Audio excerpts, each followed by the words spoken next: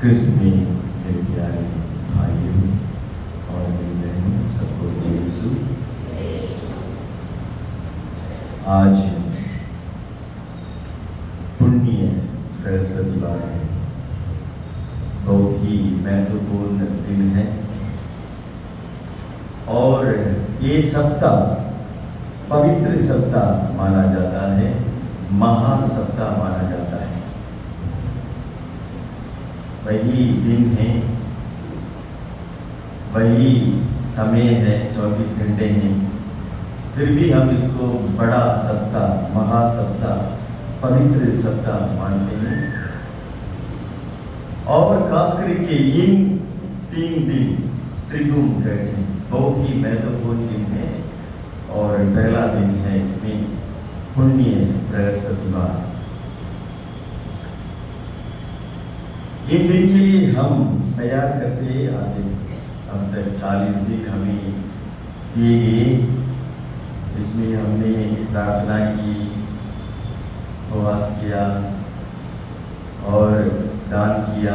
जो भी हमारी ओर से जो भक्ति के जो कार्य होते हैं उन सब को हमने किया, पारिवारिक रूप से, व्यक्तिगत रूप से हम कुछ हमने किया। और इन दिनों में हम इस मंदिर में आए हैं ताकि इसमें निहित जो पुण्य है इसको हम हासिल कर सकें। जैसे प्रस्तावना में इस तरह से कहा गया, तो आज महत्वपूर्ण दिन है क्योंकि हम पास्का पर्व मनाते हैं, यानी इसकी तैयारी है प्रभु यीशु 2 संस्कारों की स्थापना करते हैं। दो संस्कार, एक है यूकरिस्ट की स्थापना, दूसरा है प्रोइताई की स्थापना। और इसके साथ साथ आज का ये दिन कहा जाता है मॉन्डी थर्सडे। जिसे फादर ने कहा, मॉन्डी का अर्थ है आदेश, यानी सबको प्रेम करने का आदेश। जैसे मैंने प्रेम किया उसी के समान तुम भी प्रेम किया करो, तो ये आदेश देते हैं। तो ये इस दिन हम 3 बिंदुओं पर मन चिंतन करेंगे। प्रेम करने का ये आदेश, ऐसा नहीं विकल्प नहीं, आदेश है। सबको प्रेम करना है, आपको, मेरे को, हर एक व्यक्ति को प्रेम करना चाहिए।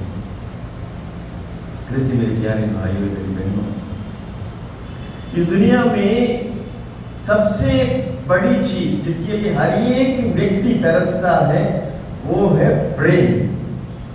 अगर एक व्यक्ति के लिए प्रेम मिल जाता तो उस व्यक्ति के लिए सब कुछ मिल गया है। बस परिवार में प्रेम की जरूरत है, बच्चों के लिए प्रेम की जरूरत है, माँ बाप पति पत्नी के बीच में प्रेम की जरूरत है, दोस्तों के बीच में प्रेम की जरूरत है। हर एक व्यक्ति ये चाहता है कि वो प्रेम का अनुभव करे, लेकिन प्रेम का अनुभव होता नहीं है। लोग सोचते हैं मम्मी पापा मुझसे प्यार नहीं करते, लेकिन मम्मी पापा सोचते हैं हम पूर्ण रूप से प्रेम करते हैं, लेकिन वो बच्चों के लिए एक प्रकार से एहसास नहीं होता है, अनुभव नहीं होता है। पति सोचता है कि पत्नी को मैं प्यार करता हूं, लेकिन पत्नी सोचती है नहीं, प्यार नहीं मिल रहा है। और पत्नी सोचती है मैं अपनी पति को प्यार करती हूं, लेकिन पति सोचता है मुझे प्यार नहीं मिल रहा है।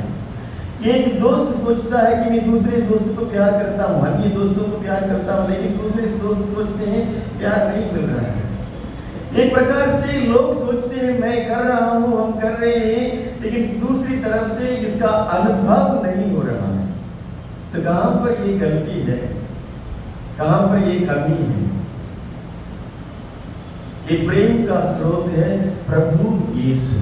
ईश्वर से ही प्रेम उत्पन्न होता है। जब हम ईश्वर को अलग कर देते हैं, कहीं और रख देते हैं, इस प्रेम का अभाव, प्रेम की कमी का अनुभव होता जाएगा। इसलिए प्रभु को कहते हैं जैसे मैंने तुमको प्यार किया वैसे ही तुम भी किया करो। यानी प्रभु के समान हमें प्रेम करना आना चाहिए। जो कोई कहते हैं मुझे प्रेम नहीं मिल रहा है, वो ऐसे प्रेम के लिए तरसता है एक प्रकार से उसमें किसी प्रकार की शर्तें नहीं हो, unconditional love, every person looks for unconditional love. लेकिन हर एक प्रेम में कंडीशन है, शर्तें लागू नहीं कर सकती, तो इसलिए प्रेम का अनुभव नहीं हो पाता है। मैं आपको एक बात बताऊं, अगर किसी को आपके बारे में 100% पूर्ण रूप से मालूम है, मेरे बारे में किसी को 100% मालूम है, मान लीजिए कोई मुझसे प्रेम नहीं करेगा। लोग मुझसे प्रेम करते हैं क्योंकि उनको मेरे बारे में बिल्कुल पूर्ण रूप से नहीं मालूम है, अंदाज लगाते हैं चलो। लेकिन अगर किसी व्यक्ति को 100% मालूम है मेरे बारे में, शायद ही इस दुनिया में कोई मुझसे प्रेम करता है, शायद ही मेरे माँ बाप के सहित। लेकिन प्रभु कहते हैं जैसे मैंने तुम्हें प्यार किया वैसे तुम भी प्यार करो। इसका अर्थ क्या है मालूम? मैं तुमको अच्छी तरह जानता हूं, ऊपर से नीचे तक, यानी 1% फिर भी मैं तुम्हें प्यार करता हूं। यही है प्रभु का प्रेम। प्रभु अभी कहते हैं हमसे, आज मॉर्निंग थर्सडे है, यानी जैसे मैंने प्रेम किया वैसे तुम भी क्या करो। इसका अर्थ है जिस प्रकार प्रभु हमें अच्छी तरह जानकर हमसे प्रेम रखते हैं, उसी के समान हमें भी एक दूसरे को जानते हुए एक दूसरे को प्रभु के समान प्रेम करना चाहिए। लेकिन हम नहीं कर पाएंगे क्योंकि हम मानव हैं, हमारे अंदर कमियां हैं, हम नहीं कर पाएंगे, इसलिए प्रभु की जरूरत है। मॉर्निंग थर्सडे का अर्थ है जहां पर प्रभु जो आदेश देने वाला हमारे साथ है, वो हमारे साथ साथ चलता है, हमारे मन में है, हमारे दिल में है, तभी ये प्रेम संभव हो जाता है। और ये प्रकट होता है एक प्रकार से जब हम दूसरों की सेवा करते हैं, उसमें प्रकट होता है। अच्छी तरह से धर्म ग्रंथ लिखा गया, आज हमने सुना था, प्रभु ने अंत तक प्रेम किया। जिनको प्रभु ईश्वर ने उनको सौंपा था, उनको प्रभु ने अंत तक प्रेम किया, किसी को भी प्रभु ने बीच में नहीं छोड़ा। ऐसा प्रेम है शुरू से लेकर अंत तक, यही है ईश प्रेम। जहां पर जानकारी तो है, प्रभु यीशु जानते थे, पेतरुस के बारे में जानते थे और यूदास के बारे में जानते थे, जानते हुए भी क्या हमने ये नहीं पढ़ा कि प्रभु ने इन दोनों शिष्यों के पैर नहीं धोए थे? क्या उन्होंने बाहर रख दिया था?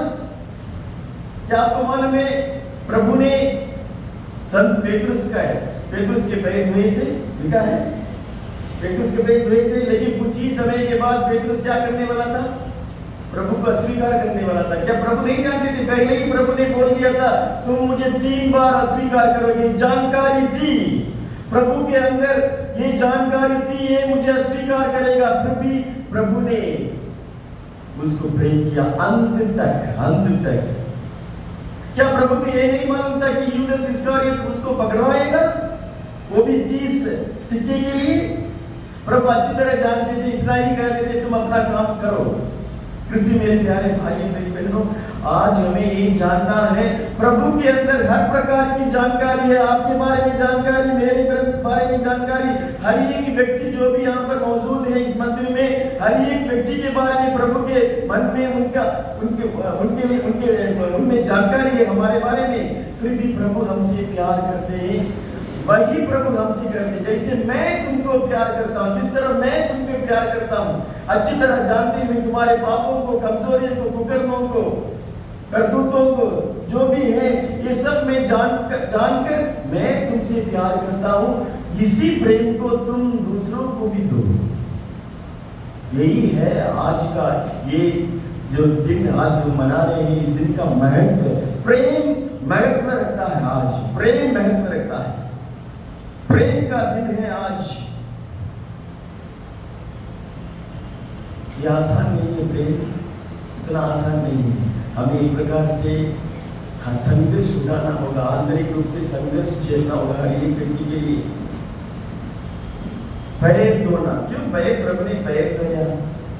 पुराने जमाने में जब पैलेस्टीन में जो लोग आते थे, खास करके ये पास्का के पर्व के अवसर पर बताया जाता है कि कितने लोग आते थे मालूम है? ये सारी एक समय जब पास्का पर्व मनाया जाता था, साल में एक बार मनाया जाता था, लोग 20 से 25 लाख लोग आते थे, इतने सारे लोग, इतनी सारी भीड़ आती थी। लेकिन उनको एक प्रकार से उसमें तो मतलब ज्यादा ये कार बस ये सब तो नहीं थी, बैलगाड़ी भी नहीं थी, शायद वो पैदल ही आए होंगे। और रास्ता जो है उतना साफ नहीं, जिस प्रकार हम सड़कें देखते हैं अभी उस प्रकार की सड़क तो नहीं थी। उस वक्त जो मतलब मिट्टी से बनी जो भी सड़कें हैं उसमें लोग आते थे जाते थे, और एक प्रकार से उनके पैर पांव मैल हो जाते थे, गंदे हो जाते थे। और एक प्रकार से पैर कभी कभी ऐसे डूबता था, इतना धूल था, कभी कभी 3-4 इंच का धूल सड़क पे होता था, कहा जाता है। और जब लोग वापस आते हैं तो उनको पैर धोना पड़ता था। अगर आप पढ़ेंगे 22वें अध्याय में, लूकस की सुसमाचार अध्याय 22 में, जब ये लोग पहुंच जाते हैं आपस में शिष्य बात करते हैं, क्या बात करते हैं मालूम है? आप हम में से बड़ा कौन है, बड़ा कौन है? बड़ा छोटा किसके लिए है?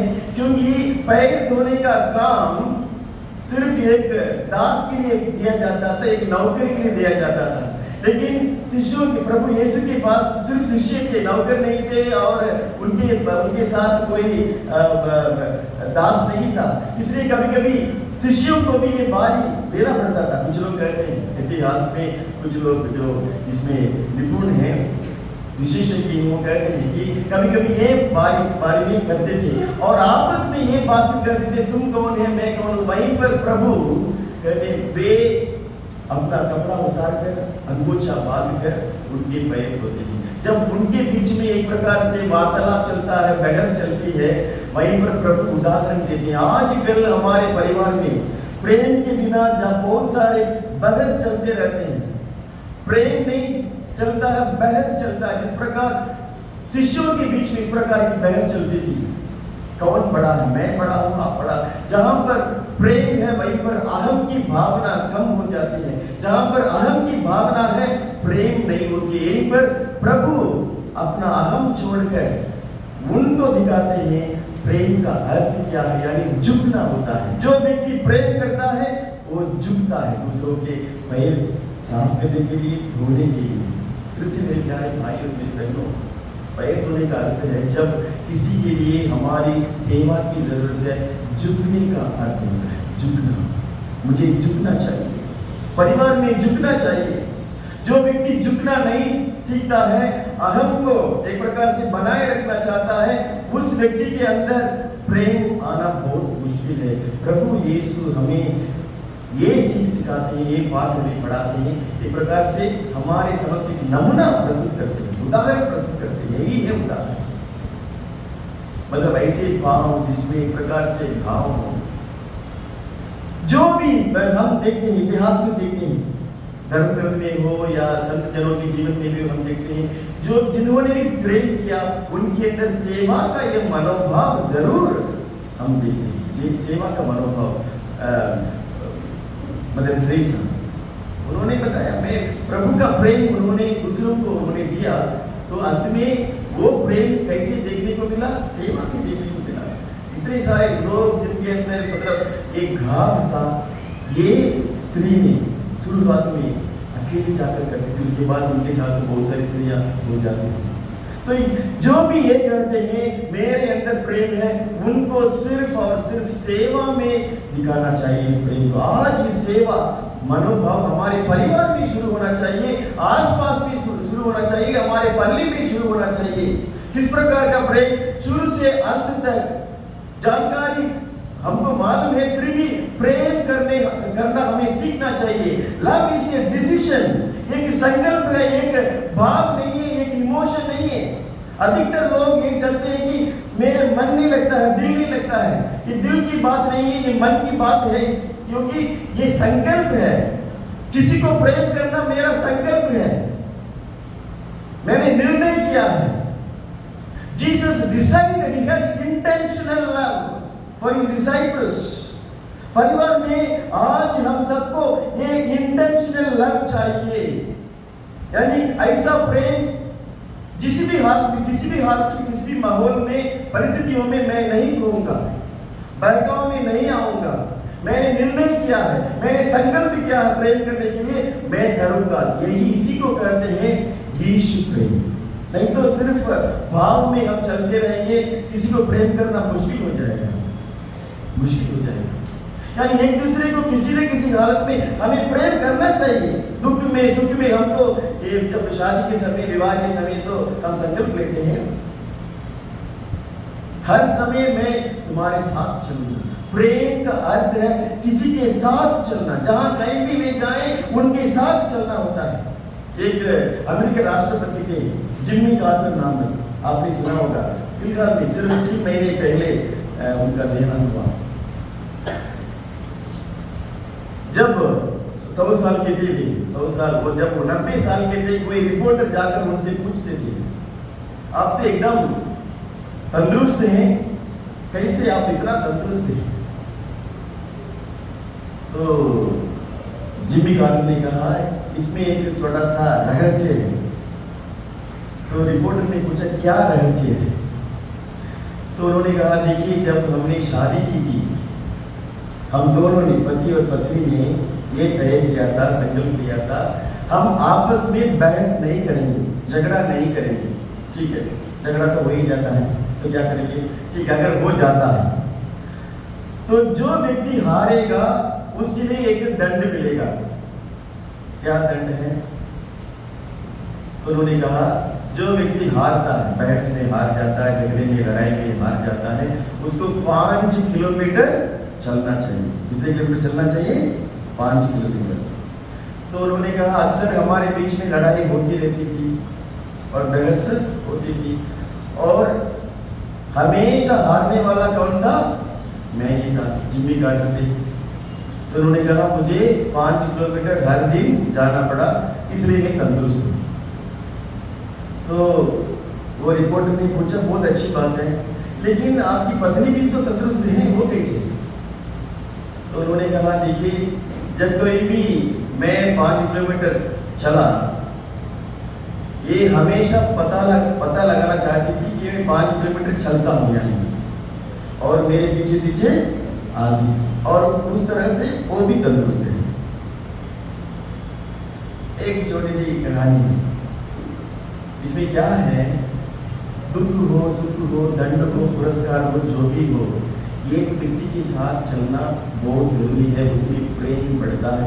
प्रभु यीशु अपने शिष्यों के साथ चलते हैं, इसलिए आज के इस दिन में प्रेम के लिए महत्व आज हमें तय करना है, संकल्प लेना। हर एक परिवार में पति को, नहीं तो ये आज की इस दिन से ज्यादा महत्व नहीं है, हर एक व्यक्ति को, यहाँ पर जो बच्चे हो या बड़े हो, माँ बाप हो, पति हो, पत्नी हो, जो भी हो, घर पे जो भी हो, आज तय करना चाहिए, हाँ मैं अपनी ओर से सेवा दूंगा, सेवा, दूसरों की सेवा दूंगा। इस प्रकार की जब हमें अच्छी तरह से मालूम है एक प्रकार से ये व्यक्ति हमें सहायता नहीं करता है, हमारे खिलाफ है, हमारे खिलाफ बोलता है, करता है, फिर भी हमें मन में, इसलिए मैंने कहा प्रेम जो है एक संकल्प है, एक निर्णय है। चाहे उस व्यक्ति की ओर से जो भी निकल आ जाए, बुरे शब्द आ जाए, बुरे कर्म आ जाए, लेकिन मैं अपनी ओर से इस व्यक्ति को मैं प्रेम करूंगा। इसलिए इस प्रेम को कहा जाता है एक कवेनेंटल लव, यानी समझौता के आधार पर नहीं, विधान पर आधारित एक प्रेम है। विधान, कवेनेंट, एग्रीमेंट नहीं है। ईश्वरीय प्रेम समझौता पर आधारित नहीं है। इसलिए प्रभु कहते हैं जैसे मैंने तुमसे प्रेम किया, यानी मैंने समझौते के आधार पर तुम्हें प्रेम नहीं किया। इसका मतलब क्या है? समझौता का मतलब क्या है? समझौता का मतलब जो दो व्यक्ति होते हैं, जो दल होते हैं, वे कहते हैं आप कुछ कीजिए, मैं कुछ करूंगा।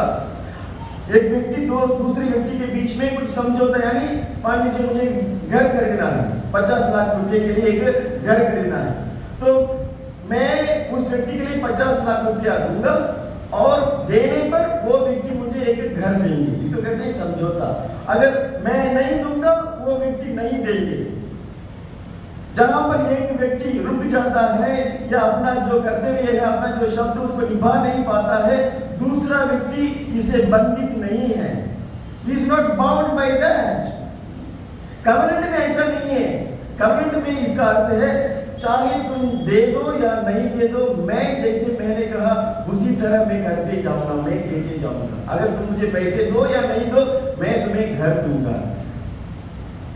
तुम मेरा प्रेम वापस लौटो या न लौटो, मैं तुम्हें प्रेम करते जाऊंगा। इसको कहते हैं कवनेंटल लव। आज प्रभु हमें आदेश देते हैं, जिस प्रकार मैंने तुम्हें प्रेम किया उसी प्रकार तुम भी प्रेम किया करो। इसका अर्थ है हमें ये कवनेंट यानी समझौते पर आधार नहीं, विधान पर आधारित ये प्रेम परिवार में शुरू होना चाहिए। ये जहां जिस परिवार में ये प्रेम शुरू हो जाता है, उस परिवार में किसी प्रकार की बीमारी भी नहीं होती। आपको और एक बात मैं बताना चाहता हूं, जब हमें ये मालूम होता है कि मुझे कोई व्यक्ति 100% प्रेम करता है, 100%, हमारे अंदर बीमारियां उड़ जाती हैं। लोग कहते हैं हमारे अंदर बीमारी नहीं रहती, क्योंकि प्रेम में इतना ताकत है कि हमारे अंदर जो भी कमजोरियां हैं, शारीरिक रूप से हो, मानसिक रूप से हो, भावात्मक रूप से हो, ये कमियां जो है दूर चली जाती है। प्रेम में इतनी ताकत, इसलिए जब हम किसी व्यक्ति को प्रेम करते हैं, हमारे अंदर बल आ जाता है,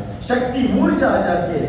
जब हमें ये मालूम हो जाता है, हम बिना खाए पिए भी हम चलने फिरने लगते हैं। क्यों?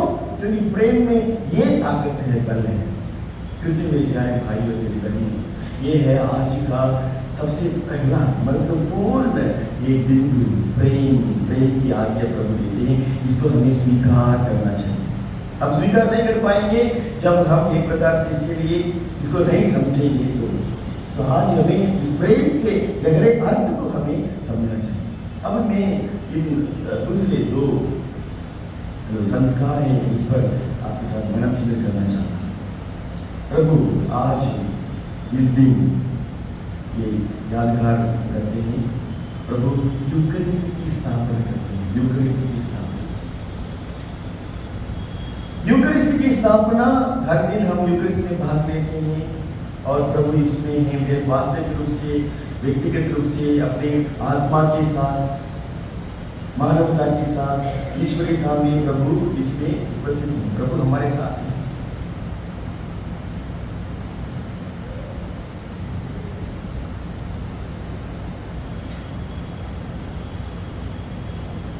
ये यूकरिस्ट आज प्रभु हमें देते हैं, हर एक व्यक्ति के लिए। एक छोटी सी चीज है, अगर आप इसको पैन के नीचे डाल देंगे तो जब ये उड़ जाएगा। बस कोई एक दो सोचते हैं क्या चीज है, इसमें क्या है, किसी को इसको पहले पता ही नहीं। लेकिन जिनको इसके बारे में मालूम है, इनके अंदर क्या निहित है उनको मालूम, उसको अच्छी तरह से मालूम, क्योंकि इसका बल बाहरी रूप से नहीं, आंतरिक रूप से है। यूकरिस्ट का बल जो है आंतरिक रूप से है।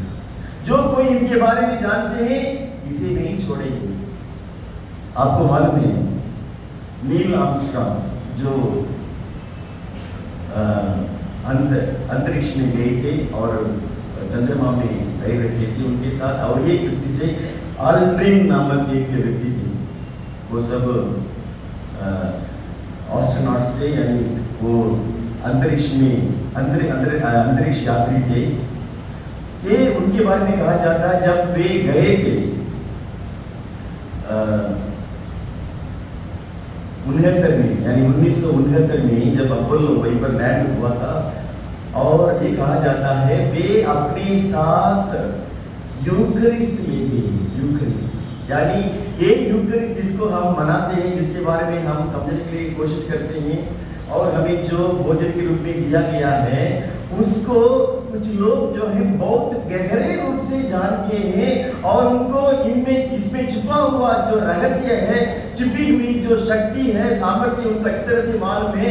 इसलिए वो व्यक्ति, एल्ड्रिन नामक वो व्यक्ति, जब वो अंतरिक्ष में गए, चंद्रमा में पैर रखे, वहीं पर बताया जाता है चंद्रमा में पहला खाया हुआ जो खाया गया भोजन है वो है यूकरिस्ट। अंतरिक्ष मून में, चंद्रमा में सबसे पहला खाया हुआ जो भोजन है ये यूकरिस्ट। क्यों उन्होंने ये मतलब इसको परिपले की विश्वास तो काफी था, क्योंकि उनको अपने परिवार में इसके बारे में बताया गया, क्योंकि इसमें खुद प्रभु है, खुद ईश्वर है।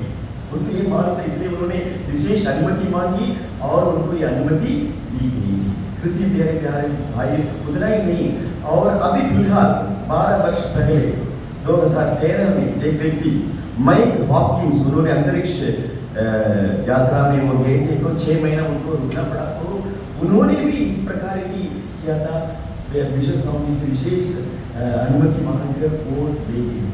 तो ये सब हम देखते हैं, ना केवल इस धरती में लोग जब बाहर जाते हैं, चंद्रमा पे जाते हैं, अंतरिक्ष में जाते हैं, इनको इसके बारे में, इसका महत्व उन्होंने जान लिया, तो इसमें क्या चीज है। बहुत सारे संत जन इनके पीछे थे, हर दिन इसको स्वीकार करना चाहते थे। तो इसमें क्या शक्ति छिपी हुई है, आज हमें इसके बारे में थोड़ा बहुत हमें जानना चाहिए।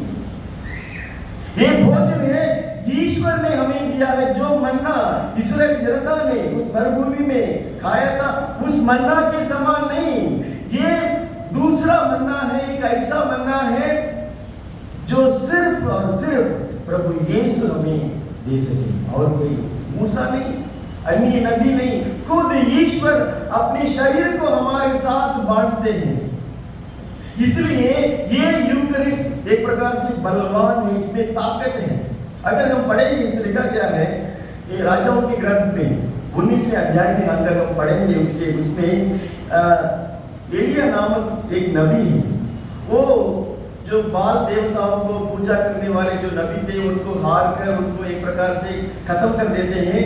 और जेसेबेल नामक एक ये स्त्री है, और वो महारानी है, और उसको इनको मार डालना चाहती है, और उनसे भागकर एक प्रकार से एक पेड़ के नीचे बैठकर प्रार्थना करते हैं प्रभु से, एलिया नबी, प्रभु देखो आपने मुझे परेशान में डाल दिया, और ये स्त्री मुझे मार डालना चाहती है, क्योंकि इन नबियों को मैंने खत्म किया है, क्योंकि आप ही सच्चे ईश्वर हैं, तो मुझे ले लीजिए, मैं मरना चाहता हूँ करके इस प्रकार वे प्रार्थना करते हैं और सो जाते हैं।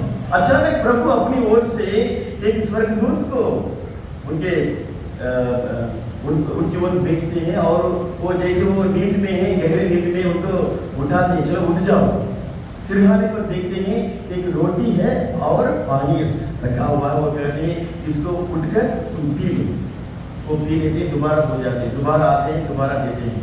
और धर्म करके एक लिखा गया है, बाद में आप पढ़ सकते हैं, ये राजाओं के ग्रंथ में 19वें अध्याय में लिखा गया है कि उस रोटी के बल वे 40 दिन 40 रात बिछे, उसके बाद उन्होंने कुछ नहीं खाया। ये रोटी प्रभु की रोटी नहीं थी, साधारण सा रोटी था, बस उतना ही है, लेकिन इसमें ज्यादा बल था, इतना बल कि उनको और कुछ खाने की आवश्यकता नहीं थी। उस बल के सहारे वे जा पड़े, निकल पड़े, 40 दिन निकल पड़े, बिना कुछ खाए, बिना कुछ पिए। उस रोटी में उतनी शक्ति है, तो ये रोटी जो हमें दिया गया है उससे बढ़कर है। जो ये रोटी खाता है, प्रभु कहते हैं वो आजीवन जिंदा रहेगा, उसकी मृत्यु नहीं होगी, हमें बल प्राप्त होता है। जो व्यक्ति इसको खाता है, लेकिन उस व्यक्ति के अंदर प्रभु का बल, ईश्वरीय बल आ जाता है। कोई भी पूछते हैं, ये तो क्या है, छोटी सी चीज है, इसमें क्या बल मिलेगा? सब लोगों ने चेक देखा है ना, जो बैंक में हम जमा करते हैं, लेते हैं, ये सब करते हैं। जब आप बैंक में एक ऐसा चेक ले जाएंगे जिसमें हस्ताक्षर, सिग्नेचर नहीं है, तो उसे कुछ मतलब है? आपको कुछ बैंक मैनेजर या जो भी कैशियर वहीं पर बैठे हैं ऑफिस में, आपको कुछ देंगे क्या? नहीं देंगे। जहाँ पर जिस व्यक्ति का वो है, वो पैसे हैं, उस व्यक्ति ने हस्ताक्षर डाल दिया, तो उसके बाद वो चेक का क्या महत्व है, उसका अर्थ क्या होता है? हम खोना नहीं चाहिए, क्योंकि तुरंत उसका मूल्य उसमें चढ़ जाता है। जितना उसमें लिखा गया है, मान लीजिए 1 लाख हो या 2 लाख हो या 5 लाख, जितना भी उसमें लिखा जाता है, सिर्फ और सिर्फ एक हस्ताक्षर में चेक का जो मूल्य है तुरंत बदल जाता है। जब वो हस्ताक्षर नहीं है तो उसमें, उस चेक में कोई मूल्य नहीं है, लेकिन जब उस चेक में हस्ताक्षर आ गया है, तुरंत हम एक प्रकार से उसको हम संजोए रखते हैं, इसको एक प्रकार से सुरक्षित रखते हैं, क्योंकि उसको नहीं खोना चाहिए। वो उतना ही पैसा है, जब हम देंगे हमें उतना पैसा बैंक से मिल सकता है, क्योंकि हस्ताक्षर में उतना मूल्य है। दूसरे मेरे प्यारे भाई, जो रोटी आप ग्रहण करते हैं उस रोटी में प्रभु का हस्ताक्षर है। जब पुरोहित उसमें प्रार्थना पढ़ते हैं, आशीष की प्रार्थना पढ़ते हैं, वो तुरंत उसमें सिग्नेचर आ जाता है प्रभु का। भले ही दिखता है कि वैसा वही कागज से कोई फर्क नहीं है, सिर्फ एक हस्ताक्षर उसमें है। उसको जो जानता है उसको मालूम है इस चेक में और बिना हस्ताक्षर के जो चेक है उसमें क्या फर्क है। उसी के समान जब एक पुरोहित इस पवित्र रोटी पर प्रायश्चित की प्रार्थना पढ़ते हैं, उसमें प्रभु की वो आशीष और जो प्रभु का जो शरीर है वही पर आ जाता है। यानी हम तुरंत अनुभव करने लगते हैं प्रभु की उपस्थिति की, वास्तविक उपस्थिति, पूर्ण रूप से प्रभु 100% उसमें उपस्थित हो जाते हैं। इसलिए मेरे प्यारे भाइयों और बहनों, आज हम यूकरिस्ती की स्थापना का ये पर्व मनाते हैं। इस वक्त हमें ये भी समझना चाहिए, कभी कभी कुछ लोग पूछते हैं अगर यूकरिस्ट हमने ग्रहण किया तो हमें यूकरिस्ट अच्छा तो करना चाहिए ना? क्या यूकरिस्ट हमें अच्छा ही करता है? हमेशा अच्छा ही करता है। अगर यूकरिस्ट हमें हमेशा अच्छा ही करता है तो यूदास जब उसको ग्रहण किया तो उसको क्यों यूकरिस्ट ने अच्छा नहीं किया? धर्म ग्रंथ में लिखा है, क्रिस्त मेरे प्यारे भाई और मेरी बहनों, जब हम इसको पढ़ते हैं 13वें अध्याय में, आप पढ़ सकते हैं बाद में, यूहन्ना के सुसमाचार 13वें अध्याय में उसमें लिखा गया है, जब वो उस यूदास ये ग्रहण करते हैं, उनसे प्रभु से वो रोटी ले लेते हैं और उसमें ये बात कही गई है, इसको मैं आपको पढ़ के सुनाऊंगा। 27वें उसमें, जैसे यूदास ने प्रभु से रोटी का टुकड़ा ग्रहण किया, शैतान उसमें प्रवेश किया। शैतान प्रवेश किया। ये रोटी यूकरिस्ट जब ये सब ग्रहण करते हैं, यूदास भी ग्रहण करता है, ये कैसे शैतान उसमें घुस गया? इसको हम कैसे समझ पाएंगे? यूकरिस्ट में ऐसा बल है, हमने भी इतना समझे बल है, इसमें ताकत है, इसमें कृपा है, सब कुछ है। अगर कृपा है तो कैसे इस यूकरिस्ट ने यूदास को नहीं बदला, परिवर्तित क्यों नहीं किया? इस पर हमें थोड़ा सा ध्यान देना चाहिए। देखिए इस अध्याय में दूसरे वचन में ये हमें लिखा गया है, जब यहीं पर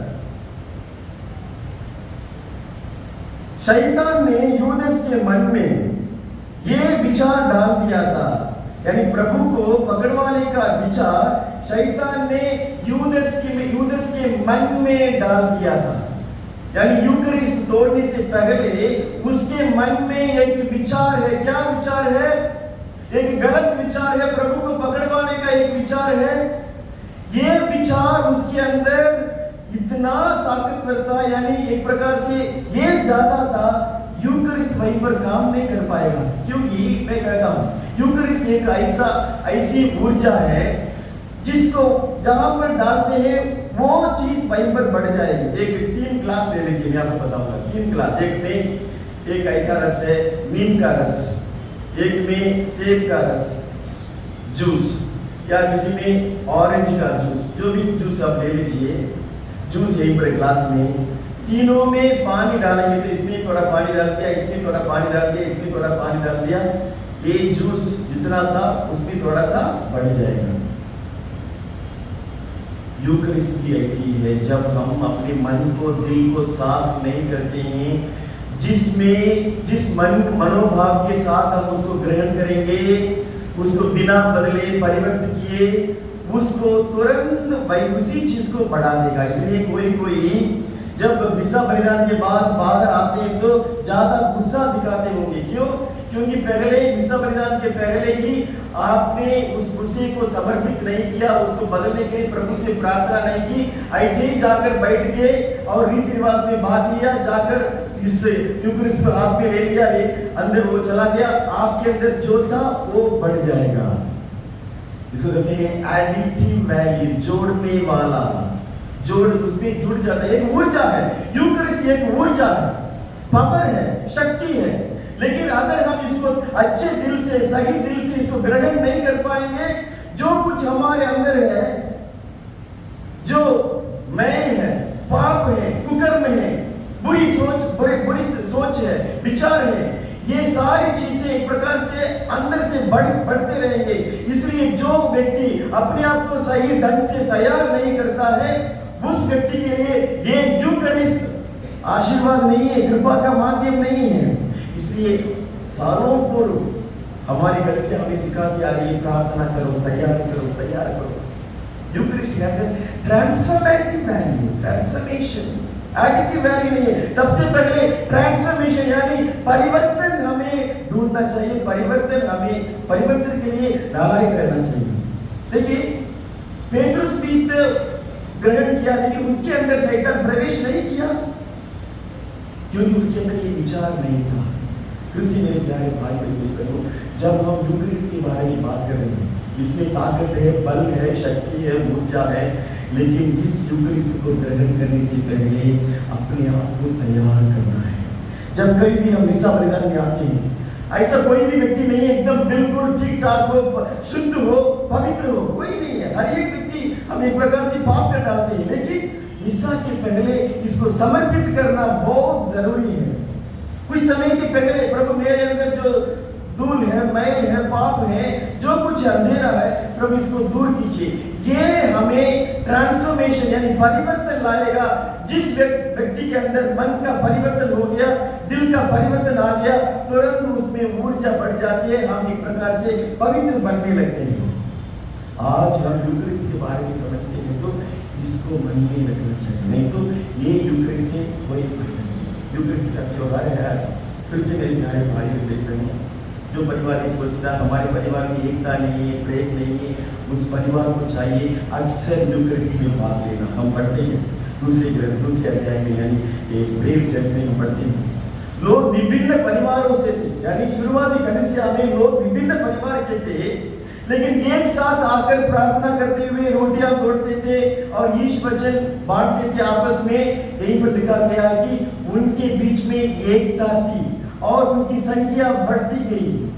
जो परिवार ये चाहता है मेरे परिवार में शांति हो, आनंद हो, प्रेम हो, जो भी आप चाहते हैं ईश्वर की ओर से मिले, उस परिवार को चाहिए हर दिन जब कहीं भी आपको समय मिलेगा यूकरिस्ट में भाग लेना जरूरी है, क्योंकि यूकरिस्ट हमें एकता में बांधता है।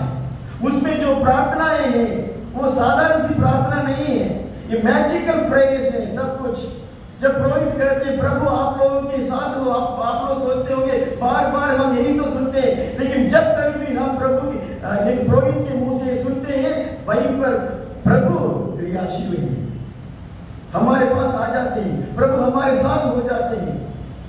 100 रुपया में 100 रुपया का मूल्य है, दूसरा 100 रुपया मिलने पर उसका मूल्य और भी बढ़ता है। हम ये नहीं कहते पहले तो मुझे 100 रुपया मिल गया है, दूसरे से क्या मतलब है।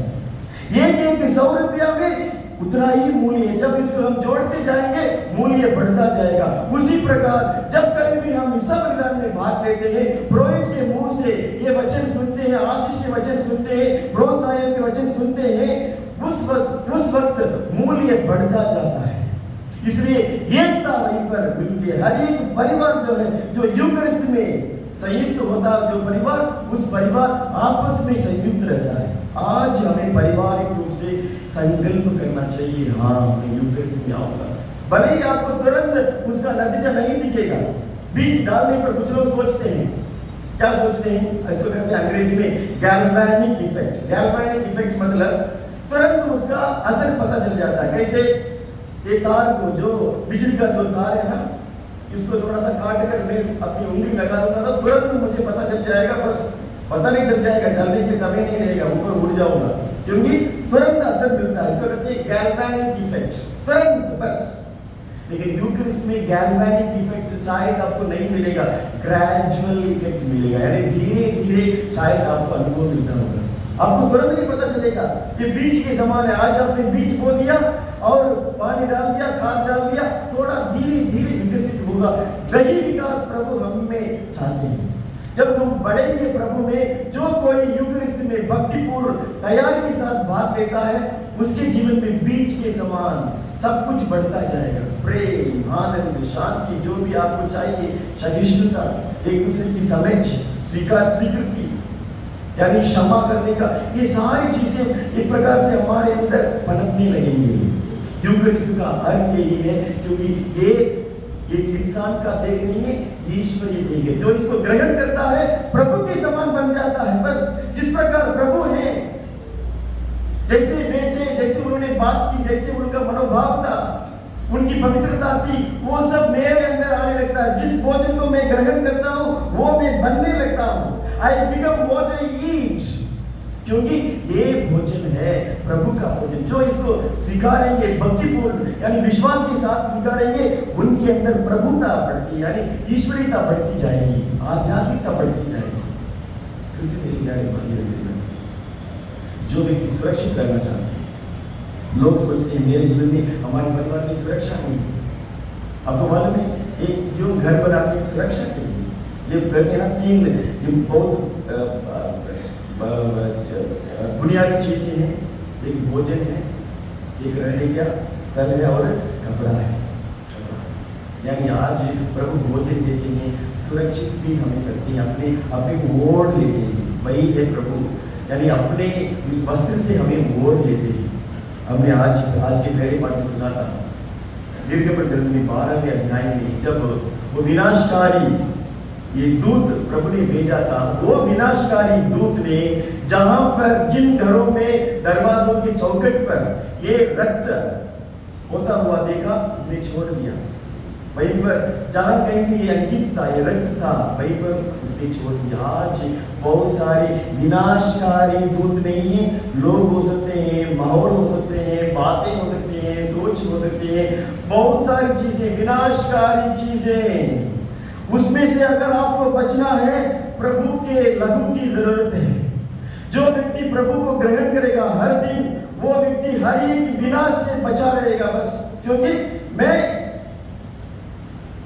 जब ये सोचता हूं, हाँ मुझे एक प्रकार से ये सुरक्षा चारों ओर है, वो सुरक्षा यूकरिस्ट है। मुझे मालूम नहीं है कहां से सुरक्षा आती है। लोग उस व्यक्ति को सुरक्षा प्रदान करते हैं। क्रिस्ती मेरे प्यारे भाइयों, मेरी बहनों, अंत में ये यूकरिस्ट हमें 2 जीवन देते हैं, एक अनंत जीवन, दूसरा परिपूर्ण जीवन। प्रभु कहते हैं, अगर पढ़ेंगे योहन्ना की सुसमाचार के अध्याय 6 में 51 वचन में लिखा गया, उसमें लिखा गया, जो देह में देता हूं वो संसार के जीवन के लिए और अनंत जीवन के लिए, वो मरेगा नहीं। अनंत जीवन और परिपूर्ण जीवन। अनंत जीवन का अर्थ क्या है? जो जीवन जिससे सीमित नहीं है और भी आगे है। हमने तो दूसरी दुनिया नहीं देखी है, लेकिन हम विश्वास करते हैं।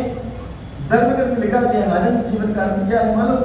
अनंत जीवन का अर्थ को दर्शाया नहीं गया है, एक बात से तुलना की गई है, इस जीवन को अनंत जीवन से। अगर आप पढ़ेंगे सिरात में, उसमें लिखा गया है 19वें अध्याय में लिखा गया है, अनंत काल की तुलना में ये जीवन सिर्फ पानी के एक बूंद मात्र है। पानी के एक बूंद मात्र, यानी जो जीवन हम जी रहे हैं ना, एक बूंद है बस। ये बूंद 100 साल का ये बूंद, अभी आप पता है ये समुद्र में कितनी सारी बूंदे हैं, गिनती कर सकते हैं क्या? ये एक बूंद के लिए 100 साल लगाइए, वही है अनंत काल। प्रभु कहते हैं, जो मुझे खाएगा, मेरा शरीर ग्रहण करेगा, जो मांस मैं दे रहा हूं उसको ग्रहण करेगा, उसको अनंत जीवन प्राप्त होगा। इसलिए इसको समझते हुए लोग आते, प्रभु अनंत जीवन पाने के लिए मुझे क्या करना चाहिए, क्या करना चाहिए? एक रहस्य प्रभु कहते हैं, जो व्यक्ति ये शरीर हर दिन यानी मेरा मांस खाएगा, उसको अनंत जीवन प्राप्त होगा। इस जीवन के लिए हम इतना लालायित हैं, इतना पैसे कमाने के लिए, उसको करने के लिए, ये करने के लिए कितना चिंतित है। सिर्फ 100 साल तो अधिक है, 70, 60 या 80 या 90 मान लीजिए, 70, 100 साल ही मान लीजिए। इस इतने जीवन काल के लिए हम इतना एक प्रकार से मेहनत करते हैं, लेकिन अनंत काल के लिए क्या हमें मेहनत नहीं करनी चाहिए? सिर्फ और सिर्फ एक ही कुंजी है। प्रभु कहते हैं, मेरा मांस खाओ, क्योंकि हम प्रभु की समान बन जाने रहेंगे। मेरे प्यारे भाई और बहनों, सिर्फ कुछ समय के बारे में मैं 5 मिनट और दूंगा। पुरोहिताई के बारे में बताऊंगा, क्योंकि ये एक स्थापना प्रभु ने पुरोहितों को दे दिया। जैसे मैंने किया तुम इस प्रकार किया करो, प्रभु ने कहा जैसे मैंने किया इस प्रकार तुम किया करो। उनको पुरोहितों को प्रभु ने ये आदेश दिया, इसलिए प्रभु ने पुरोहितों को बनाया। जिस प्रकार प्रभु के द्वारा पिता परमेश्वर के द्वारा प्रभु यीशु मसीह भेजे गए, उसी के समान हम मसीह के द्वारा भेजे गए। हर एक पुरोहित यहाँ पर जो भी है मसीह के, यानी हम उनका प्रतिनिधित्व करते हैं, एम्बेसडर्स। यानी जिस प्रकार प्रभु पर प्रभु का आत्मा छाया रहा, उसी के समान हम पर प्रभु का आत्मा छाया रहता है। लेकिन कभी भी लोग सोचते हैं लेकिन उनमें ज्यादा दिखता नहीं है, कुछ दिखने की आवश्यकता नहीं है। जब नामन बीमार था, पुरोहित के 3 कार्य होते हैं, जीएसटी कहते हैं, जीएसटी प्रभु के, यानी पुरोहित के 3 कार्य क्या है? जीएसटी, एक गवर्निंग ऑफिस, एक टीचिंग ऑफिस, सैंक्टिफाइंग ऑफिस, यानी मार्गदर्शन करने का कार्य होता है। हर एक पुरोहित का काम है, उनको दिया हुआ एक वरदान है और सौंपा हुआ एक जिम्मेदारी है कि वो दूसरों का मार्गदर्शन करे, शासन करे। डरे नहीं उनको, जैसे एक चरवाहा शासन करता है, सही मार्ग पर ले चलता है और उनको हरे भरे मैदान में ले चलता है, उसी के समान जो भी उनके हाथ में सौंपे जाते हैं, एक पुरोहित का काम है मार्गदर्शन करने का काम, उनको आगे ले जाने का काम होता है। हम जो भी हमारे हाथ में सौंपे जाते हैं उनको आगे ले जाते हैं, हमारे बल पर नहीं, ईश्वर के बल पर। दूसरी चीज है शिक्षा देना होता है, यानी एक पुरोहित के मुंह से शिक्षा आनी चाहिए, धर्म कर्म से हमें सिखाते हैं। इसलिए जैसे जिस प्रकार प्रभु यीशु ने अपने शिष्यों को सिखाया, उसी प्रकार एक पुरोहित अपने आप को सिखाता है और दूसरों को सिखाता है। उस शिक्षा में प्रभु कहते हैं जीवन है। और तीसरा है हर एक पुरोहित दूसरों को पवित्र करता है। हम हर दिन प्रार्थना करते हैं, हमारे पास एक किताब है literature of the hours, divine office कहते हैं, हमको प्रार्थना करनी होती है। वो उस प्रार्थना से हम दूसरों को, लोगों को एक प्रकार से जहां कहीं भी हम हैं वहां से लोगों को पवित्र करते हैं, ये काम है। लेकिन अधिकतर आप कभी-कभी आप लोग सोचते होंगे लेकिन ये पुरोहित तो कभी-कभी कमजोर दिखते हैं, इनमें कैसे प्रभु उतर सकता है? क्या प्रभु की शक्ति इनमें सच में है क्या? बाद में आप जाकर पढ़ लीजिए, एक यहीं पर एक घटना लिखी गई है दूसरे ग्रंथ में, राजाओं के दूसरे ग्रंथ में अध्याय 5 में नामन नामक एक व्यक्ति के बारे में उसमें बताया गया। वो नामन नामक के व्यक्ति जो है एक बहुत बड़ा योद्धा था, लेकिन उसके जीवन में एक परेशानी थी, एक समस्या थी। क्या समस्या मालूम है? वो कोढ़ से पीड़ित था, वो कोढ़ी था। इसलिए चंगाई प्राप्त करने के लिए अपने जो राजा है उनसे पूछता है, वो राजा दूसरे इस्राएल के राजा के पास भेजता है और वो राजा नबी के पास इस नामन को भेजता है। वो नामन नबी के पास आता है और नबी से बोलता है कि शब्द उनको बोलकर भेजता है कि नामन आया हुआ है। नबी उनसे नहीं मिलते, दूर से बोलते हैं उसको जाकर कहो यरदन नहीं है, यरदन नदी है नजदीक, वहीं पर 7 बार डुबकी लगाने के लिए कहो। 7 बार डुबकी लगाने के लिए जैसे नबी ने कहा, ये नामन मानता नहीं है, वो सोचता मैं क्यों वहीं पर डुबकी लगाऊं, क्योंकि ये गंदी नदी है, मेरे जहां से मैं आ रहा हूं वहीं पर बहुत अच्छी नदियां हैं, वहीं पर मुझे जाकर पता डुबकी लगाने के बजाय क्यों मैं इस गंदी नदी में डुबकी लगाऊं, मैं नहीं करूंगा। तो उनके पास उनके साथ जो साथी वो कहते हैं, देखिए आप यरदन नदी में जो गंदी नदी है, नबी ने कहा डुबकी लगाने के लिए, इतना बड़ी चीज तो नहीं कही उन्होंने, ये तो बहुत छोटी सी चीज है। आप सोचते हैं कि ये गंदी नदी, लेकिन नबी ने कहा है तो ये नदी भले ही गंदी दिखती होगी, लेकिन उसके अंदर जो चमत्कार का ये ताकत है वो जरूर करेगा। तो उसके बाद वो मानते हुए उसमें 7 बार डुबकी लगाता है, उसके बाद वो ठीक हो जाता है।